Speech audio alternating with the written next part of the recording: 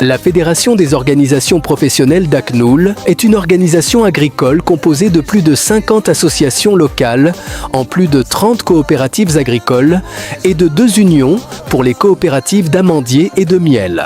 Dans le cadre de la mise en œuvre des instructions royales de Sa Majesté le roi Mohammed VI, qui visent la nouvelle vision du secteur agricole Génération verte, l'amélioration des conditions de vie et la stabilité dans les zones rurales, la stimulation de l'emploi, notamment pour les jeunes, et l'œuvre de création d'une classe moyenne d'agriculteurs, la Fédération des organisations professionnelles d'ACNUL a conclu, depuis l'année scolaire 2022-2023, une convention de partenariat avec l'Institut des techniciens spécialisés en agriculture d'Oued Amlil, TASA, conformément aux dispositions stipulées dans le décret royal numéro 1-00-206, publié le 19 mai 2000, portant application de la loi numéro 12-00, relative à la création et à l'organisation de la progression professionnelle, afin de former et de renforcer les capacités des jeunes, enfants d'agriculteurs, dans le domaine des arbres fruitiers en général et de la production d'amandiers en particulier. Cet accord vise à assurer une formation progressive, basée sur 80% de formation pratique en entreprise et dans les exploitations agricoles, et 20% de formation théorique. Cette formation vise à qualifier les jeunes locaux et à renforcer leurs capacités dans le domaine agricole. Les diplômés du programme recevant des certificats de développement professionnel agricole, État reconnu, contribuer à l'amélioration du niveau du secteur agricole en créant une nouvelle génération ouverte au développement technologique et moderne et en acquérant des compétences pratiques. Encourager la mise en œuvre de l'entente de plantation d'environ 9800 hectares d'amandiers dans le district d'ACNUL. Améliorer le revenu familial. L'Institut s'engage à accompagner les bénéficiaires durant la période de formation et à offrir des programmes de formation théorique et pratique au profit des stagiaires. L'Institut fournit également les enseignants formateurs ainsi que les moyens et l'équipement nécessaires à la formation de tous les apprenants, y compris les outils et le matériel de diffusion à l'intérieur de la salle. Elle s'engage aussi à nourrir 30 apprenants par groupe et délivre un certificat de fin d'études à la suite de l'évaluation des bénéficiaires. La Fédération des organisations professionnelles d'ACNUL s'engage également à préparer les listes de candidats devant bénéficier des programmes de formation dans les délais convenus avec l'Institut. La Fédération met également à disposition une salle adaptée à la formation théorique.